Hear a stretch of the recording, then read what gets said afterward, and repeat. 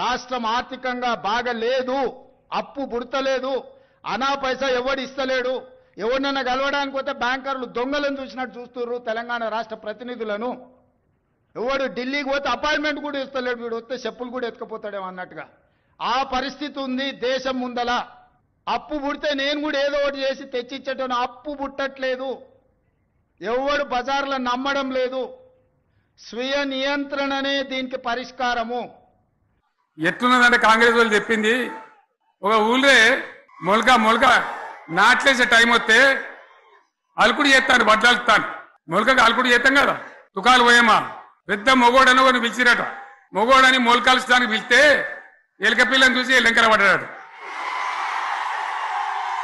ఇక మా అంత సిపాయిలు లేరు, మేము తెచ్చే ఇస్తాం, 6 సందమామలు పెడతాం, 7 సూర్యులు పెడతాం అని నమ్మబలికి ప్రజలను దగా చేసి మంచిగున్న తెలంగాణ నాగం పట్టించి ఓట్లు వేయించుకొని ప్రజలను మోసం చేసిండ్రు, దగా చేసిండ్రు. ఈ మాట నిజం, మీ అందరికి తెలుసు.